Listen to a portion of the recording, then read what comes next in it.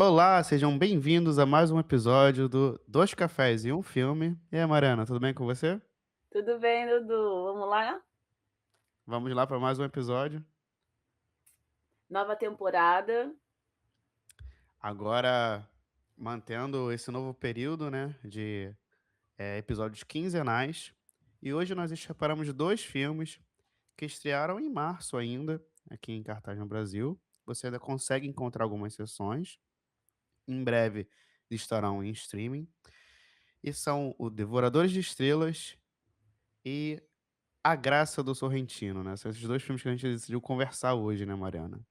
E É, se você eu puder, puxar um pouquinho o porquê a gente decidiu juntar esses 2 filmes, tentar juntar de alguma forma lógica, né, esses 2 a filmes. gente ficou a gente ficou pensando isso, né, a gente fez uma seleção de filmes, e aí a gente ficou, né, Dudu, pensando: "Como que a gente vai fazer aqui para juntar esse ou aquele?", enfim.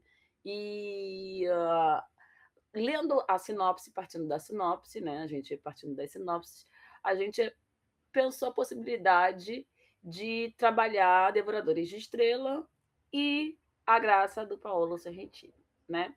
E o que, que a gente pensou que poderia ter ali, né? O filme do Sorrentino, eu acho que ele é mais direto dentro da questão, né? Assim, ele já é mais objetivo. Na sinopse já fica bem claro que a gente vai ter uma questão de discussão de assuntos sobre ética, enfim, do humano, da humanidade, né? Questões do ser humano, assim. E um filme sobre espaço, né? Uhum. E aí o outro é um filme sobre Debate espaço. ético num processo ali, né, que acontece no filme, que a gente acaba percebendo depois e fazendo essa ligação da questão ética. É. Bom, E assim, eu acho que, só pra fazer um parênteses aqui antes, é porque quando acho que muitas pessoas devem ter percebido, devem ter pensado isso, né, Dudu, sobre uma aproximação antes, talvez, de ver Devoradores de Estrela, mas com Interestelar. Né.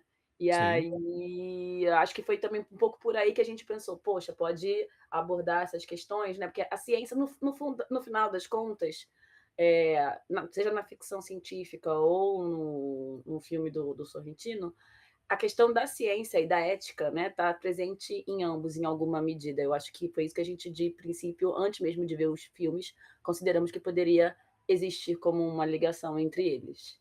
Perfeito, exatamente. Então vamos para nossa chamada e abertura, no caso, e depois a gente retorna aqui para começar falando sobre A Graça e o Devoradores de Estrelas.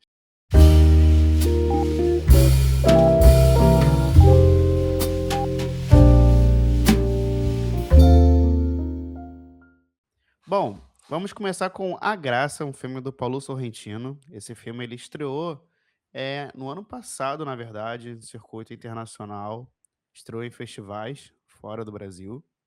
Esteve no Brasil também no Festival do Rio do ano passado, em 2025, em outubro de 25.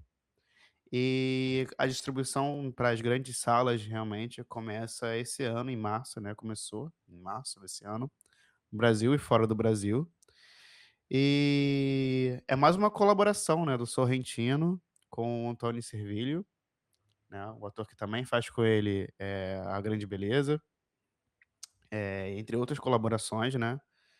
E, bom, o que a gente pode dizer um pouco sobre A Graça, Mariana? O que você achou do filme?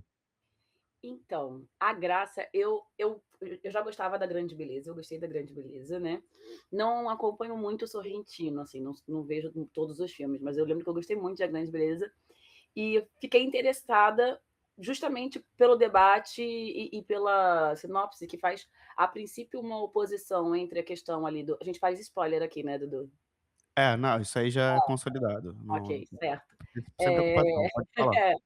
sobre que na sinopse aparece ali, né, que é o presidente que tem o período dele lá como governador, governante, enfim, né, sem grandes problemas, e ele está prestes a se aposentar e tem que decidir algumas questões mais polêmicas, né, como, por exemplo, uma lei sobre eutanásia, o indulto, né, e aí o nome a graça também está relacionado com o indulto, né, que é perdão, dar a graça, enfim.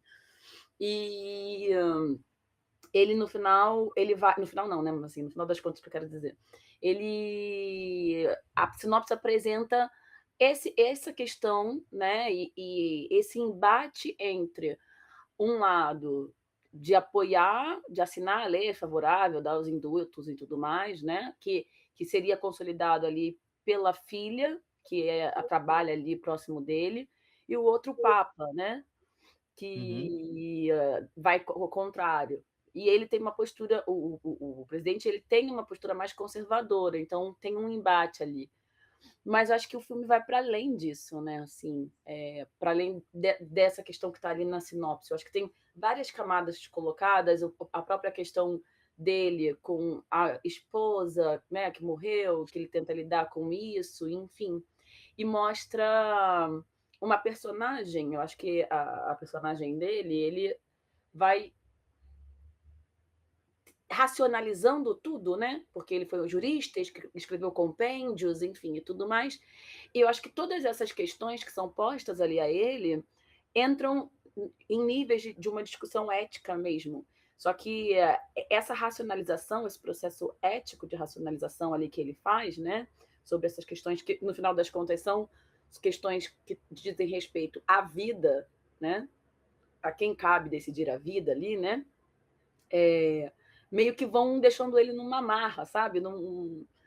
Ele fica meio amarrado, e aí tem uma cena que ele fica com a caneta, né, assim, o uhum. tempo todo. Então, assim, é, eu acho que passa vários aspectos, o filme todo é muito trabalhado sobre essa questão da ética, da racionalização das coisas, e ao mesmo tempo de como isso pode travar, né? Mas antes de entrar em qualquer dessas discussões, eu queria dizer que eu adorei o início do filme. Eu adorei o início do filme, Aham. com a música, com o avião, né, fazendo assim, e apresentando essa personagem, assim, eu acho que criou não é uma camada, assim, mas tipo uma apresentação dessa figura numa perspectiva totalmente diferente do que a gente imagina, né. Sim. É, e exatamente, eu acho muito também apresentado, porque eu acho muito, interessante a escolha para apresentar primeiro as atribuições que um presidente tem. Uhum. O letreiro enquanto está tendo aquela apresentação, né, aqueles aviões passando, tá passando cada ponto dos deveres, obrigações de um comandante de um líder de uma nação. E logo em seguida tá ele lá no telhado, né, fumando. E o filme vai trabalhar todo com essa persona dele, no papel dele de carreira que ele teve como juiz, como governante, alguém que defende a Constituição, que, utiliza da sua lógica, dessa sua bússola moral a partir de uma lógica que foi trabalhada dentro de tudo de debate que é feito dentro da democracia. Mas o lado humano dele para perceber e passar pelos processos e conseguir aplicar de forma mais justa, ou de buscar uma verdade, que é algo que vai bater muito nele ao longo do filme, né. Eu acho que é muito interessante como é esse contraste logo de cara já é apresentado na abertura do filme. E abrindo um parênteses aqui, como é engraçado, né, porque se esse filme fosse alguns anos não fosse de 2025, né, ele estreia oficialmente em 2025. Talvez a necessidade de, deixar bem claro quais são as funções de um comandante da nação, do presidente de um país republicano, e talvez você não tivesse essa necessidade de fazer alguns anos atrás, por ter uma Uhum. democracia mais consolidada, né, em muitos países. A gente vive um momento em que ter um governante que segue os ritos, que segue né, previstos na divisão dos poderes, é algo que deve ser valorizado. E Não, assim, no caso da Itália até o presidente ele não é nem a autoridade máxima, né, é o primeiro-ministro. primeiro-ministro, isso. Mas o primeiro-ministro, mas o presidente ele decide algumas coisas, assim, tem questões que são levadas a ele mesmo, ele desempenha um papel também. Mas eu acho que Uhum. para além da situação da Itália, é isso que você está falando, é num contexto, É mundial, né. É. É. Até porque a Itália também não é um grande exemplo É de isso. política, de Não, ODS. nessa ficção, esse presidente, ele é completamente o oposto do que se vê na Itália, Sim, né, hoje a em Itália não dia. está muito longe do Brasil, É, mas e assim, eu gosto muito desse início exatamente por isso, né. Esse senso de dever que ele tem, uma cena que eu acho lindíssima, é a cena que eles estão cantando com os veteranos ali de guerra e tudo mais, em que é exatamente aquele papel, ele compreende aquele papel dele, ele recusa inclusive, eh, o fim do porque ele tá lidando com não só o fim, eh, da sua vida, né, porque ele tem um problema de saúde, já perdeu um pulmão, ele se sim. recusa a aceitar esse problema de saúde, porque ele continua fumando, ele continua querendo comer besteira, por mais que a filha tente controlá-lo. E também tem a persona dele da figura política, da figura pública, em que ele também está se recusando a um certo nível Tá de se encerrando ali. despedir, né. Ele sabe que se ele vai até o final do mandato, ele não tanto que ele renuncia antes, acho que exatamente por isso, ele quer manter esse senso vivo, esse senso de dever dele, essa importância, essa relevância, ele se recusa ao fim, né, à morte, assim, nesse sentido. Que vai em contraste com o que vai acabar sendo debatido ali, ao longo da história do filme, em que ele tem que decidir questões, né, assinar uma lei relacionada à eutanásia, em que a Hum. filha dele está trabalhando em cima, e 2 casos de indultos, né, que conseguem dialogar também com esse ponto da lei da eutanásia, né, então ele fica nesse conflito, né, e esse Se conflito relaciona, só um parênteses, se aham. relaciona porque esses casos de indulto seriam em função de uma personagem uma mulher e um outro personagem homem, que mataram seus respectivos, eh marido e mulher, porque tinham, Alzheimer, né, uma questão de Alzheimer, não era isso? Salvo É, no engano? caso no caso do homem, ele mata a esposa porque ela estava num estágio avançado de Alzheimer, e esse Ah, caso não, tem um aclamo popular, as pessoas que assinam pedindo pela indulgência ser dada para que a indulgência seja dada a ele, mas ele inclusive recusa, ele não quer, enquanto da mulher era um caso de era abuso, abuso, violência. abuso, de violência, é isso. Era E disso que eu é interessante porque, no caso principalmente da mulher, o nenhum dos casos, na verdade, ali me pareceu que eles conseguiram encontrar alguma justificativa legal para basear o indulto ser dado a eles. uhum. E a personagem da mulher que tá presa, né, ela inclusive cita a questão da tal possível nova lei do caramba, a nova lei da eutanásia, para tentar justificar o caso dela, né. E ela tenta partir de uma lógica, assim, pra associar pra como pudesse ser uma abertura, assim, lógica da política para poder permitir que ela consiga receber esse indulto, né. Eu me Então confundi, porque eu acho que aconteceu aconteceram 2 casos, assim, na Itália, eu acho que em 2019, alguma coisa assim. Só que os 2 casos eram acho que, salvo engano, 2 homens e eram casos de Alzheimer, de as mulheres os deles 2, eu mas acho era que também, tipo, as pessoas foram presas aí eu não sei, eu só vi por alto, assim, só vi por alto que isso aconteceu na Itália em 2019, uma coisa assim. Mas a eu não prova cheguei a certamente, pesquisar. foi algo que somou, né, É. ao Sorrentino, que ele também escreve o roteiro para poder colocar essa situação na história, né. E esse conflito dele exatamente vai seguindo essa linha, né. E como um bom, no papel dele como presidente ali da Itália, não é à toa ele ir procurar a opinião do papa, né. E que é Sim, até maravilhosa essa cena.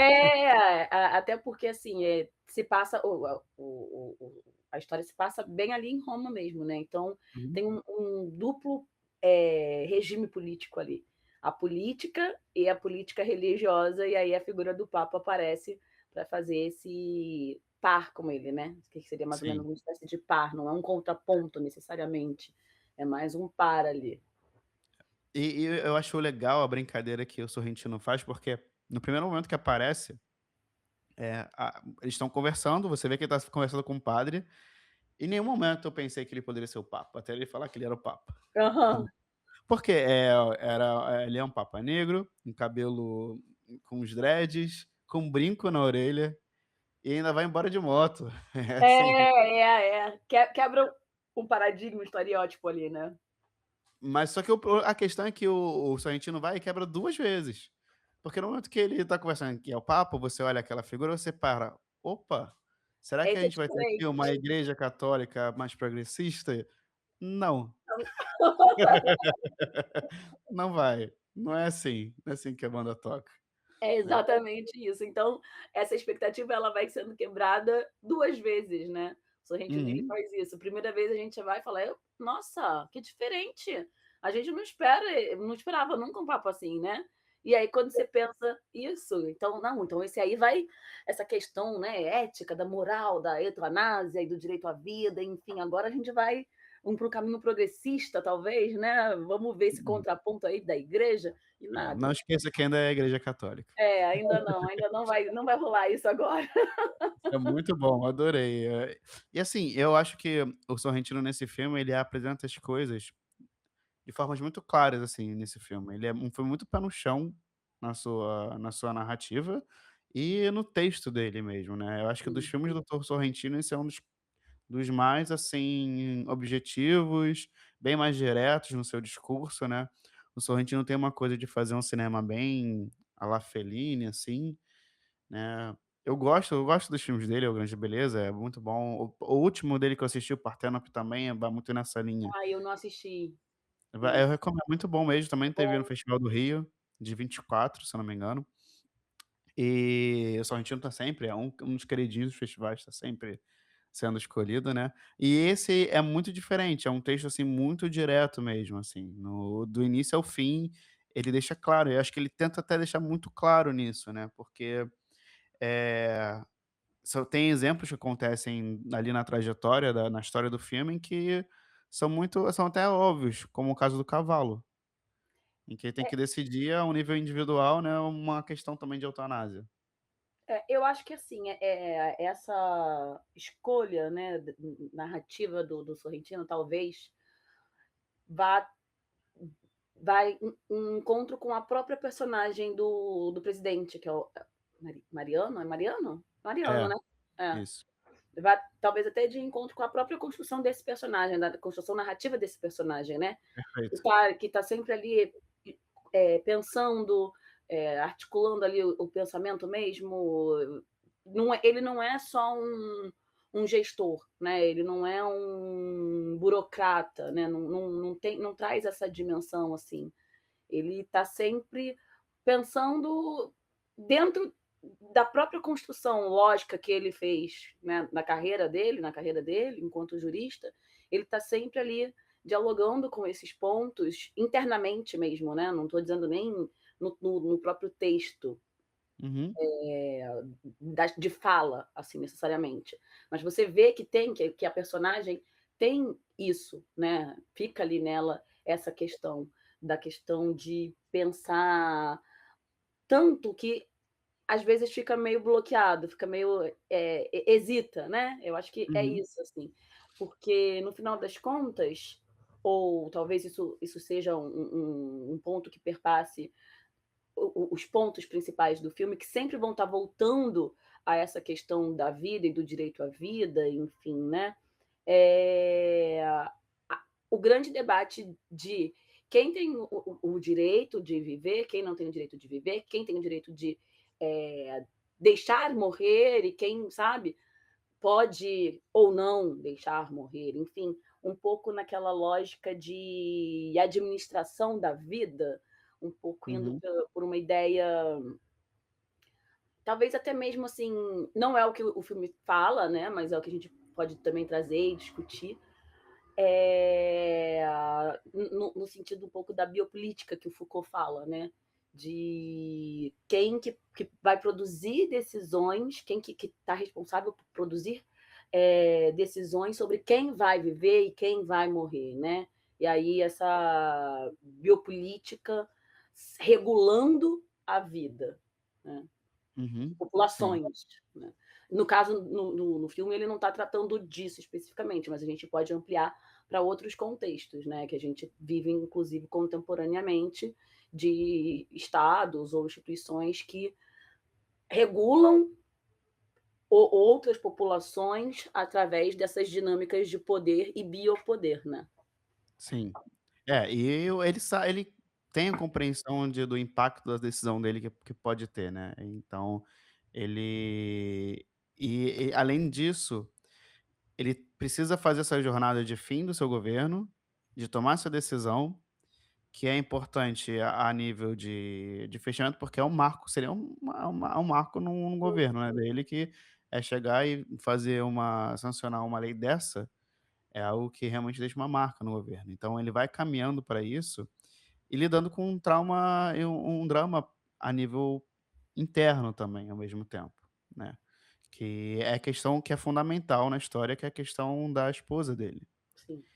né. E muito mais do que ele sentir falta da esposa e ele, sentir, viver esse luto até então, ele também, vive numa dúvida, né. Num É, questionamento que ele é atormentado por esse questionamento que a ocorreu traição. uma traição, né, no caso, há 40 anos atrás, uma traição que a esposa contou pra ele que aconteceu. Enfim, eles seguiram a vida juntos, e ela faleceu, mas ele continua atormentado também por essa questão. Eu acho interessante esse tormento, porque uma grande questão para ele, e é o que vai dar a resolução final para ele decidir o que fazer com cada caso de indulto e com o caso da lei, é ele se questionar sobre dúvida e sobre o que que é verdade, né. Bem no Uhum. início do filme, tem um personagem que pergunta para ele, né, o que ele acha que ele é o que que é inalcançável. E ele fala que a verdade é inalcançável para ele. Para ele é algo que é, mas ele fica o filme inteiro querendo saber, o que que aconteceu de fato, quem foi que traiu, ele suspeita de um amigo, ele tá atormentado, parece que ele não tá nem mais parece que ele não tá mais se questionando sobre o que que tem que fazer no final do governo, parece que é só isso que importa para ele. Sim. É, e aí aquela personagem maravilhosa da atriz, até tô aqui com o nome dela aberto, deixa eu ver se eu não vou saber pronunciá-lo certamente, mas a Milva Marigliano. É a personagem da Coco, que é amiga dele, né, que é do ramo artístico, da moda, a personagem mais italiana possível ali no filme, maravilhosa, divertidíssima. E ela revela, né, quem traiu, porque ela também era amiga do da esposa dele. E e legal que mesmo assim ele não fica satisfeito com a resposta no fundo. Ele não fica satisfeito. Não, Tanto que é. quando acaba o filme, depois tem uma cena extrinha só deles tomando uma sopa juntos, e ele fica olhando assim pra ela, aí ele para, vai tomar sopa, ele olha de novo pra ela, tipo, ele quer perguntar mais, ele quer saber mais sobre a parada, aí ela fala: "Cara, não me enche o saco". É porque fica aquela coisa, tipo, eh, do que você falou, que ele fala mais no início, né, da verdade ser inalcançada, então é um pouco Aham, disso. Por mais que fale, ele fica ali com aquela dúvida, com aquela questão, ele é meio bentinho. aham. E e ele é atormentado por isso. E eu acho que ele acaba, nesse momento, por mais que ele não encontre paz com uma possível por ter descoberto ou não a verdade, mas ele acha que encontra paz em viver com a dúvida, né. E essa é a graça, a beleza está realmente na dúvida, e é o que o ajuda a decidir sobre a questão ali, porque antes ele segue uma forma muito lógica de raciocínio, até quando ele vai decidir sobre se vai sacrificar o animal ou não, um cavalo ou não, ele: "Pô, o cavalo não me pediu, sei lá, não tem algo legal que me ampare e tudo mais". A questão não é essa, né, a questão que vai ser tratada lá na frente, ou que vai ser, eh, que diz sobre a respeito da lei De da eutanásia. eutanásia ou não. Então, é exatamente essa jornada dele de lidar com o luto e com a dúvida sobre algo que aconteceu no relacionamento dele há 40 anos atrás, e ele encontrar paz de viver com a dúvida, é que o permite Acho que relaxar e decidir o que que ele ia fazer com cada caso, porque ele jamais conseguiria chegar a uma verdade, Sim, uma resposta em qualquer uma daquelas 3 casos. A lei da eutanásia, e os 2 indulto, indultos. Ele jamais exato. chegaria numa verdade, porque a verdade não existe, É, né. Não vai chegar a é, uma resposta final. E eu acho o que eu falo que ele é muito pé no chão, muito direto nesse texto dele do Sorrentino, é porque ele pega na cena em que no final, em que ele vai dar entrevista pra Vogue, que ele tá por telefone conversando, né, com a editora lá, ele revela dá um furo, ele revela falar tudo, e ele revela totalmente, ele ali no telefone, tá falando todo o pensamento dele, que chegou ao raciocínio de cada resolução de cada caso, né. Então, no final das contas, ele vai, assina a lei da eutanásia, eutanásia. o caso da mulher que era agredida, né, ele concede o indulto, que é um caso que durante o filme dá a entender que seria um caso que não seria aceito, mais do que o outro. E Sim, o caso em que tem um clamor popular e tudo mais, ele não dá o não indulto, dá o né. indulto. E ele faz uma análise do porquê de cada caso ali.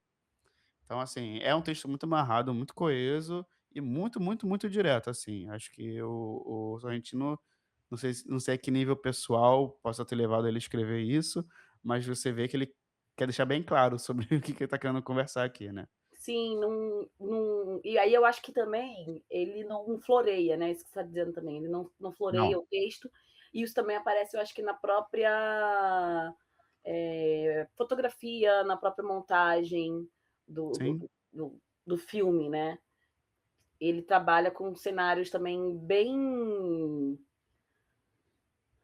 como posso dizer assim, Não é tão limpos, estilizado, é uma coisa é. muito isso. Não tem um barroco, assim, né, tipo, que a gente vê muito em A Grande Beleza, né, uma coisa meio barroca, Uhum. grandiosa, enfim. Aí aqui em A Graça eu acho que a gente tem essa linguagem mais, até visual mesmo, eu digo, essa linguagem narrativa e visual mais direta, assim, né, mais clara, sem sem Perfeito. sem muito sem muita eloquência. E eu queria levantar um ponto que eu acho muito interessante de ser comentado, para dar uma conclusão isso aqui, né, é falar sobre um movimento que existe no Brasil, que vocês conseguem entrar no site deles, que é um movimento chamado Eu Decido. Não sei se você já ouviu falar nele, Mariana, antes. Já. Conhece já, né. Que é um movimento exatamente que fala sobre suicídio assistido, sobre debate essa questão aqui no Brasil, né. Um dos representantes que até assim mais famoso, um caso famoso no Brasil, que é do André Kisser, o vocalista do Sepultura, né. A esposa dele, ela teve um câncer terminal, sofreu muito no final da vida, e logo após isso ele procurou saber mais, encontrou essa galera do Eu Decido, né. Ele é um dos porta-voz hoje do movimento, né. Então, para quem tem interesse em se questionar mais porque é necessário debater sobre a morte. A gente tem, talvez algo que venha da nossa formação, né, católica, as nossas raízes, a gente tem uma relação Cristã, de um muito modo geral, né. questão em geral, há uma relação com a morte, assim, muito complicada, né. Eh, e não precisa ser necessariamente assim. Então, existe um debate muito grande que não é necessariamente você se convencer ou não do suicídio assistido ou da eutanásia, mas é você passar a refletir mais sobre o que que é morte e, logicamente, sobre o que que é vida, né. Eu Então acho que essa é uma das grandes questões, né, pensar justamente sobre, esse par, né. Assim, só uhum, fazer um parênteses aqui, bem parênteses mesmo, já fugindo um pouco até do tema aham, do filme, mas é porque isso que você falou, eu trabalho um pouco, às vezes, isso com os alunos, sobre essa questão, né, da nossa percepção sobre a morte, enfim, como ela é entranhada dentro da lógica cristã, que é a lógica do colonizador, no caso, né. Pensando assim uhum, que, né, nas sociedades indígenas é uma outra concepção, um outro entendimento do que é a vida e do que é a morte, né. Faz muito mais parte de um ciclo, né, de um compartilhamento mesmo do estado ali da natureza, faz parte.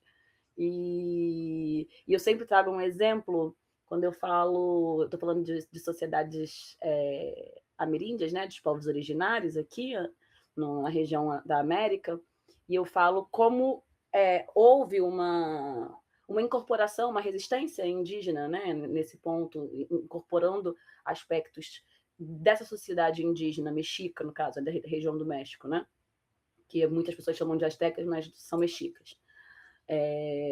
E da cultura cristã, e a gente vê como é que é a diferença dessa relação da morte. Por exemplo, do Uhum. Brasil, como que é o Dia de Finados no Brasil, né? Como que Sim. o brasileiro lida com a morte aqui?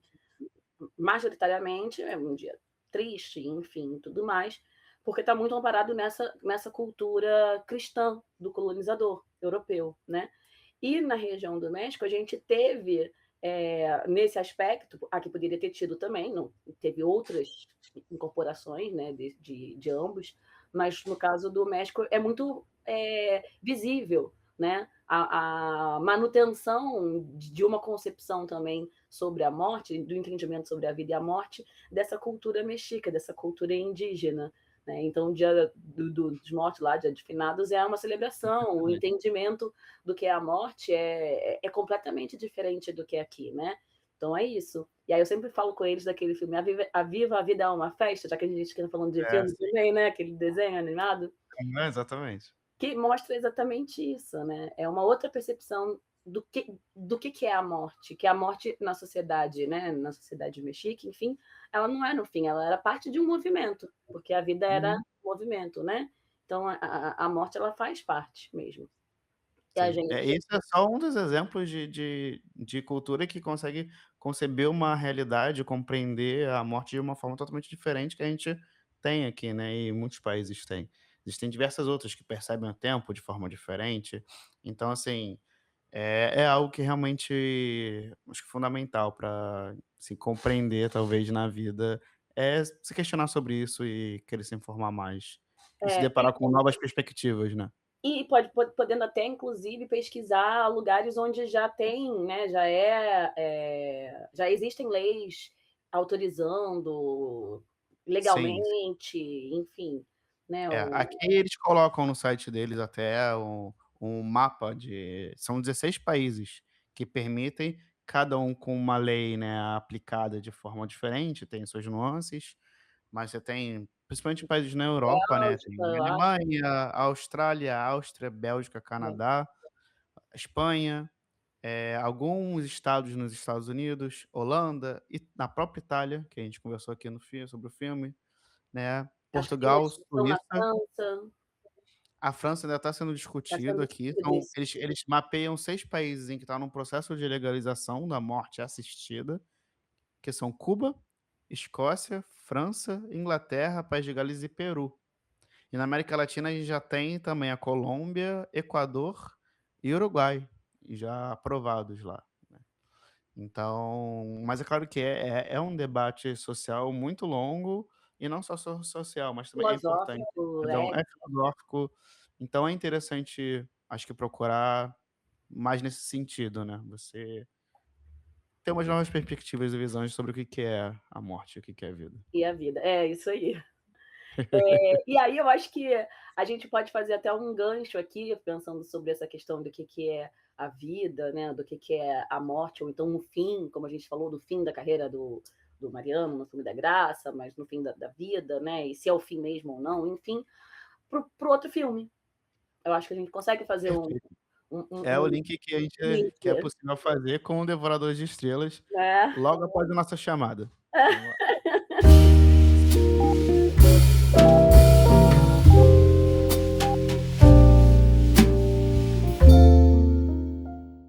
Bom, e é com essa deixa que a gente vai falar agora de Devoradores de Estrelas, né, o filme dirigido por Phil Lord e Christopher Miller, eles que são os mesmos realizadores de Homem-Aranha no Spider-Verse, o filme do Lego, essa mais ou menos essa a carreira deles, né.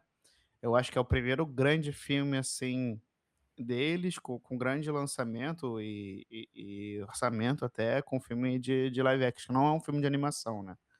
É o trabalho deles que tem o maior destaque em live action, assim. E eles não escrevem o roteiro, né, a gente tem os roteiristas do Drew Goddard e o Andy Vark, que eles são os mesmos roteiristas também do Perdido em Marte, que é com o Matt Matt Damon. Damon. Isso. Ele é o mesmo são os mesmos roteiristas que têm coisas muito também semelhantes da questão de estar sozinho no espaço, né. É algo que e eu acho que não é à toa terem buscado eles para adaptar a obra, porque já tinham alguma certa expertise em fazer algo do gênero, assim, de alguém sozinho no espaço, né. Então, Hollywood trabalha nessa lógica, É. né. E o filme é estrelado por Ryan Gosling e a Sandra Hüller, né, são os 2 personagens, basicamente são eles 2 e poucas participações de outros atores, né. Não, não são só eles 2 não. Tem uma São. pedra. Tem o Rock, tem a pedra, tem o Rock, é verdade. E é algo que é o que tá na expertise dos 2 diretores, né, de criar esses personagens em animação que tem um lado humano, um apelo, um calor, assim, muito latente, né. É algo que eles conseguem fazer, acho que presente em todas as obras deles, né. Mas É. fala aí um pouquinho, Mariana, sobre o Devoradores de Estrelas, por favor. Não, assim, primeira coisa que eu ia falar para completar só, né, é que Devoradores de Estrela eu não li o livro, mas ele é uma adaptação de um livro, né, de um Uhum, livro de ficção, enfim e tal, eu não li o livro, então não tem como fazer o comparativo. Mas, a gente vem, né, a gente sabe que Hollywood tem essa questão, assim, de filme de espaço e tal, e a gente veio de uma onda de filmes, né, que contemplam o espaço e a vida no espaço, ou a vida vinda do espaço, enfim, como Interestelar, o próprio Perdido em Marte, que você falou, Gravidade, com a Sandra Bullock, né, A Chegada, enfim, são vários filmes que abordam isso. Já tem um tempinho que eu acho que não tem um filme bom, pelo menos que eu me lembre, né, eu acho que isso tudo estava uhum. naquele anos 2000, 2010, talvez ali, né, acho que nos últimos anos Hollywood deu um pouco uma parada nesse tipo de É. filme. Mas sempre é algo que tá sempre recorrente em Hollywood, né. É, A sempre coleta sempre de vem, som, sempre tem aqui. sempre vem e tal. E eu acho que Devoradores de Estrela, assim, eu não vou já falar aqui, tá, já vou ser polêmica. Um monte de gente falando melhor filme do ano. Pra mim não foi, tá. Sou polêmica, polêmicas, polêmicas. Pra mim, nem de longe é um dos melhores filmes do ano.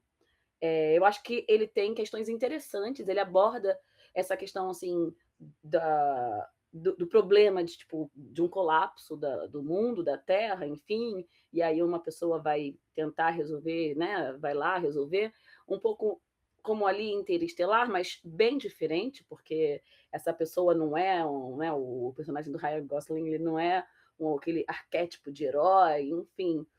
Uhum, Então acho que isso é um ganho, né, o Ryan Gosling, ele eu acho que ele traz ainda um pouco de uns personagens que ele já fez, então ele tem momentos em que ele está mais sério, mais fechado, meio, né, como em Drive, em alguns momentos tem um pouco de uma melancolia, um pouco como em La La Land, em outros momentos uma coisa meio irônica, meio como assim, tipo, o Ken do Barbie, sabe?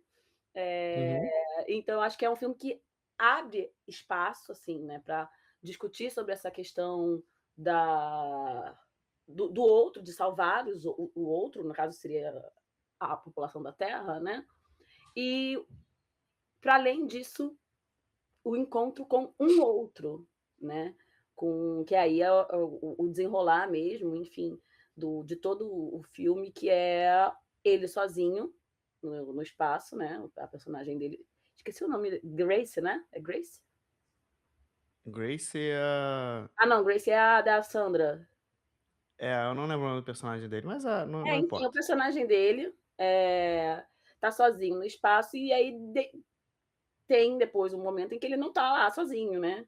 Tem essa outra Uhum, personagem que acho que é um grande acerto, que é como você falou e os diretores sabem, os roteiristas souberam trabalhar bem, né, que é essa figura alienígena, que é o Rock, que é uma pedra, e assim, e é muito difícil, né, porque ele você se afeiçoa a ele, ele te toca, e ele consegue fazer tudo isso sendo uma pedra, tipo, Aham. não tem rosto, não tem boca. Como que você se relaciona com algo, né, que não tem rosto, que não tem boca, que não sabe, que ele não é nenhum dos alienígenas que a gente já viu até hoje. Uhum. Então, Sim. sabe, isso é bem peculiar, assim. E aí mostra como essa relação com o outro é cons quando essa relação com um outro é construída, você estabelece formas de se comunicar, né, e com o tempo você estabeleceu a comunicação e a É. identificação com esse outro.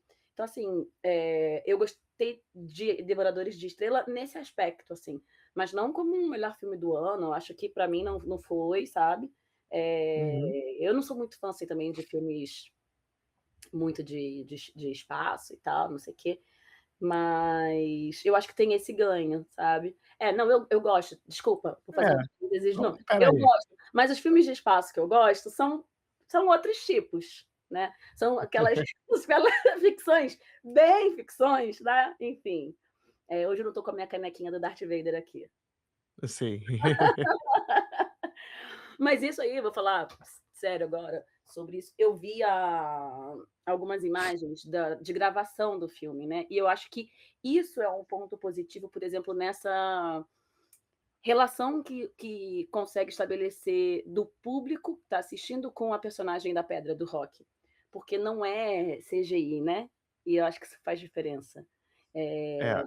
É, pensei nisso agora, porque quando eu falei do Darth Vader, eu me lembrei de como existe uma diferença, apesar, né, da década de 70, 80, das condições tecnológicas, mas de como existe uma diferença quando você vê num cinema personagens, enfim, figuras que passam por um processo de maquiagem e tudo mais, né, do que quando é só digital. Eu acho Uhum. que você sente mais uma realidade, né, eu acho que hoje em dia ficou muito fácil o digital, assim, né, o CGI, enfim, a tela verde e tal, mas eu acho que cria um certo distanciamento, apesar de parecer ser mais próximo. Sim. E aí eu acho que eu vi esse vídeo e falei: "Cara, deve ser difícil pra fazer isso, né". Mas ao mesmo tempo, você acaba conseguindo estabelecer uma ligação ali, porque tem de fato algo ali. Não importa que esse algo não fale, que esse algo não tenha um rosto, nada, mas tem ali, né, ele tem uma materialidade que é diferente, Exatamente. né, da tela verde, por exemplo. Uhum. E que ajuda também no papel de atuação, e Uhum, é algo que você vê muito, principalmente quando surgiu, que inclusive você citou Star Wars, mas quando foi filmada a segunda trilogia, né, no final dos anos 90, em que o George Lucas estava totalmente focado nessa transição para o cinema digital, que o George Lucas ele é um dos grandes nomes que faz essa transição do cinema, né, principal mainstream pro dessa transição da película para o digital, e que permite também essa manipulação em outros níveis, né, de efeitos especiais. eh Quem você pega entrevistas nas épocas, assim, de até backstage dos atores que foram fazer esses primeiros filmes, como eles acham insuportável você trabalhar e filmar, e esse nível de abstração era algo que ainda estava começando a ser experimentado, e que ainda gera muita dificuldade para muita gente até hoje, né. E assim, é o ponto em que o Ryan Gosling, a gente pode dizer que ele é um dos representantes hoje de Hollywood, em que o nível de carisma dele na tela consegue, né, superar essas questões. Ele realmente é um ator que consegue ultrapassar isso, né. E é um filme, assim, que eu acho um filme, assim, muito honesto, né, é um filme correto, é um filme que tem boas referências, executa essas referências até de uma forma, eh, é bem visível, é bem claro, mas também não é tão bobo assim. Né, eu acho que em termos de fotografia, você vê muito de 2001 ali, muito mesmo. Principalmente nas cenas em que tem a rotação na tela, uhum, né, isso aí direto você tem em 2001, algumas cenas em que o espaço, até quando sai uma lupa no espaço, a forma que sai a lupa e ela se comporta, e o vazio, o ritmo no espaço, por mais que ele não sustente tanto o silêncio como o 2001 consegue sustentar, e encarar e abraçar isso, mas ali eles fazem isso, né. Então assim, tem uma cena, a cena no que então tem que ele dá o problema na máquina, quando tem um vazamento, se eu não me engano. Depois que ele coleta, Uhum. né, a bactéria que vai o organismo que consegue matar, que bloquear o devorador de estrela, ele vaza, né, dentro da própria nave dele. E aí nessa cena tem um alarme na nave e fica tudo vermelho, igualzinho na cena que O o início. HAL tá morrendo, que eles estão desligando o HAL, é igualzinho, né. Então, assim, são referências muito fortes. Eh e além de referências boas, também tem algumas coisas que também são ruins, eu acho. Porque essa lógica de ter um herói o herói comum americano, o professor da escola pública que foi lá retirado, ele que vai ser o salvador ali, que vai para uma nave espacial. Eu acho até engraçado porque o próprio Rock, ele brinca com isso, né, quando ele revela o que que ele era na Terra, né, o Rock, que é o alienígena, pergunta pra ele: "Pô, mas mandaram você, mandaram você, cara", né, essa coisa meio do Armagedon. O Armagedon também tem isso, né, pega um cara que era da perfuração do offshore de petróleo pra mandar pra perfurar a Lua.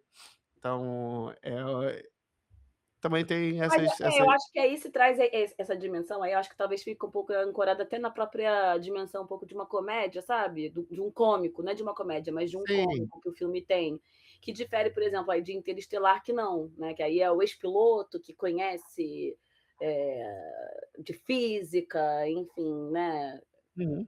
E eu acho que se o Interestelar talvez ele se levasse menos a sério, seria muito melhor. Que eu acho que inclusive um dos problemas do Interestelar, ele deve se levar mais a sério. Talvez eu goste mais desse projeto Hail Mary do que o Interestelar, inclusive. É.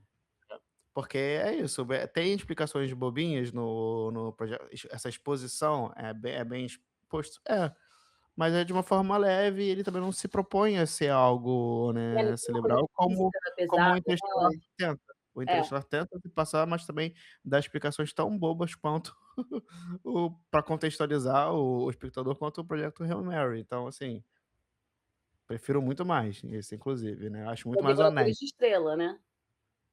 Aqui o nome dele é Project Hail Mary, né, É. Não, eu Devoradores sei, de mas eu tô Estrelas. falando só. Então, eu acho ele muito mais honesto do que o Uhum. Interestelar, eu gosto realmente até mais. Mas, assim, é um filme que ele tem essa pegada, tem essas saídas que são comuns nesses tipos de filme, como, tipo, o problema do fim do mundo nunca é a própria humanidade, né, o que que a gente tá fazendo. Então, É alguma ou coisa é um asteroide estranha, que tá né. vindo de fora, ou é agora, pô, um organismo que eles não sabem a origem, que tá bloqueando o sol. E eu acho muito louco, porque esse organismo, ele tem a cara do petróleo, né, o devorador de estrela, as amostras que eles pegam, ele é um líquido, é uma parada viscosa preta, igualzinho a petróleo, tem mudança climática sendo gerada por ele, mas aí foge de tentar colocar a culpa na humanidade. "Não, mas isso aí é um negócio que tá lá no Tem lá de espaço", fora. né, então eu acho que perde, essa referência visual não é à toa, mas não faz o comentário que deveria ser feito de fato, né. Então é o tipo de coisa que, assim, não era também o que eu esperava que eles fossem fazer, acho que seria pedir demais, porque não é o que o filme se propõe, mas você vê que é o tipo de filme que foge, né, desses debates mais reais sobre o que de fato está acabando com o mundo e o que Ah, de fato tá acabando não, com a não, humanidade. definitivamente não é a preocupação, essa não é a preocupação do filme, acho que em nenhum momento, não. Apesar de se mostrar de certo nível consciente, porque essa referência visual do Devorador de Estrelas ser um líquido viscoso preto igual ao petróleo, e é da mudança climática ser algo, uma diferença clara, direta a Uhum. essa produção econômica, o filme em si se isenta totalmente de qualquer tipo de debate sobre isso, né. Então, mas mesmo assim, eu acho realmente um filme muito honesto nesse sentido, ele não se propõe a nada mais, bem executado, é um filme tecnicamente muito bem executado, de novo, tem boas referências, executa bem essas referências, né. É, talvez seja, eu não sei se vai ser um filme que vai ter gás pra talvez Oscar. querer algo de indicação, talvez indicação técnica em níveis de efeito especial, me agrada muito, foi o que você falou, a aplicação dos efeitos práticos, né, funcionam de forma muito mais orgânica, junto com o que também é de efeito Sim. especial ali, Isso é muito legal, isso é de muito valor para mim. Talvez ele possa surgir e se manter relevante nesses aspectos, mas fora isso, acho muito difícil, muito difícil. Tem muito projeto grande para aparecer Sim, ao tá longo do difícil. ano, né. Também acho. Assim, eu acho que um ganho, assim, um ponto interessante que eu achei, e aí pensando um pouco sobre essa questão que a gente estava discutindo até antes, da ética, da humanidade, decisões sobre a vida, né, enfim, como isso vai lidar, é que, no final, né, a escolha que ele tem que fazer no final, porque ele foi lá para ver, Uhum. salvar a Terra, né, bilhões, bilhões de pessoas, e ele tem que tomar uma decisão ali no final, e, e não é o que se espera, né? Eu acho que assim, a princípio não é o que a gente Sim, espera, né? E aí a gente vê uma outra percepção, tipo, do que pode ser também essa ética, né? Esse compromisso ético não necessariamente com essa questão do, tipo, salvar o mundo, a Terra, bilhões, mas da onde você estabelece ali a sua relação, né? A ética com o outro, com o indivíduo.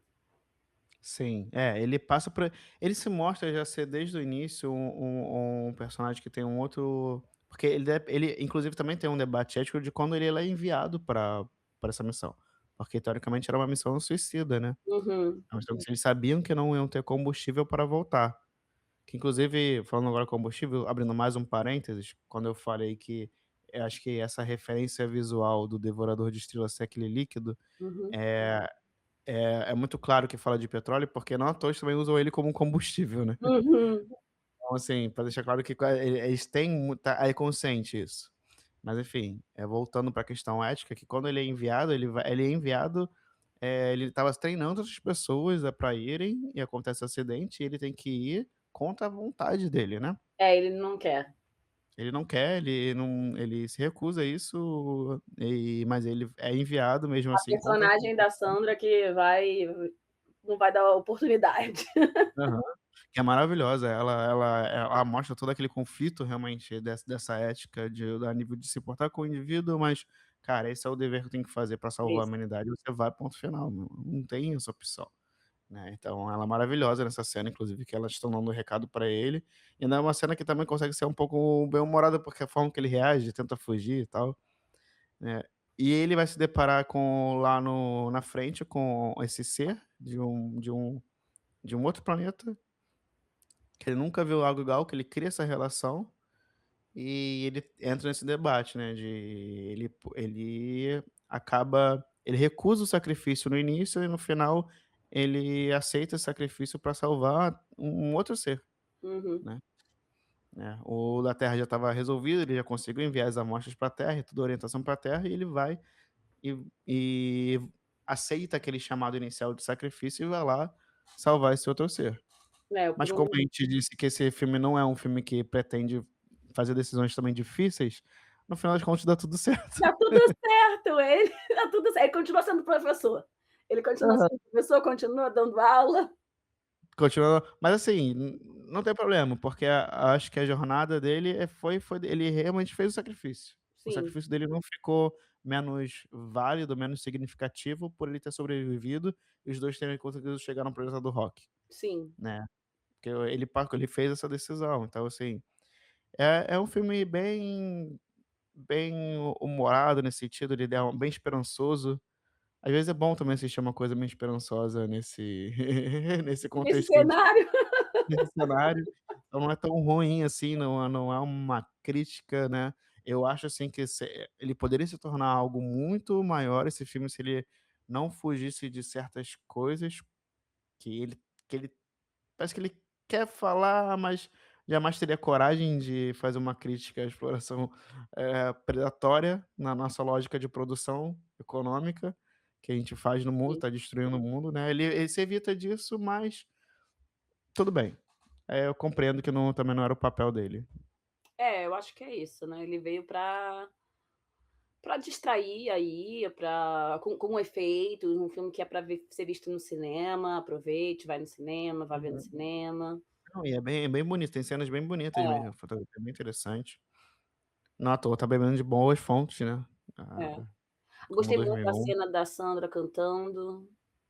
Sim, que foi uma cena que não estava acho que nem reutilizada. Eles estavam, eles estavam acho que num karaokê, o Ryan viu ela cantando uma vez, aí falou: "Pô, vamos fazer uma cena canta aqui e Ah, tal", ela: "Não, tá bom". sério? Foi muito meio assim, não Que foi massa, não algo sabia eternizado no início. não. Tanto que ela que escolheu qual seria a música que ela ia cantar e tudo mais, né. Ela é uma atriz maravilhosa, né, Ela é, ela desde é, que ela nossa, apareceu para o mundo, assim, com Anatomia de uma Anatomia de uma Queda, Queda. né. Então, mas é isso, é um filme que eu que assisto, assim, é um filme legal de se assistir, não tenho nada contra ele, nem tenho, assim, coisas muito ruins a dizer sobre esse filme. É, não, eu acho que um ponto positivo que você falou também, que vale a pena, reforçar aqui, é que apesar de ser um filme de ficção, que fale de espaço, que traga algumas questões de física, né, enfim, não é aquela coisa mais pesada como a gente vê em Interestelar, né. Sim, é porque é Então isso, ele não tenta ser sério. é. Apesar de estar falando de tal teoricamente um tema sério, também tipo de é uma algo que também está recorrente ali na história, é que a gente vê uma colisão muito rápida, né, de dos países da humanidade, e ter esse entendimento de diferentes espécies, então assim, é um filme muito, muito sempre esperançoso, né. Uhum, sim. E pra ser muito sincero, eu acho a graça também a certo nível esperançoso, porque ter uma lei de eutanásia, assinada e um debate, assim, tão franco, né, no nível do indivíduo e amplo de debate também público ali, eu acho também é algo esperançoso. Então, assim, no final das contas, quando você fala que um é um filme sobre o fim da humanidade e o outro sobre debate da eutanásia, você pode achar que é algo que você vai sair na bad, mas no final das contas são 2 filmes que são Que te dê bem exatamente, que te deixam com uma esperança de pensar sobre essa humanidade. eu acho que é isso, eu acho que a gente acaba com essa mensagem, né. Eu É acho bom que um sim, é pouquinho de bom. esperança de vez em quando. É difícil, mas vamos ter um pouquinho de esperança de vez em quando. É isso. Bom, Mariana, muito obrigado por hoje, viu. Mais uma vez aqui, né, vamos pra Mais uma próxima. vez. A todos vocês que escutaram até agora, muito obrigado. Daqui a 2 semanas vão ter mais um episódio, e é isso. Um abraço a todos. Boa noite, pessoal, até a próxima.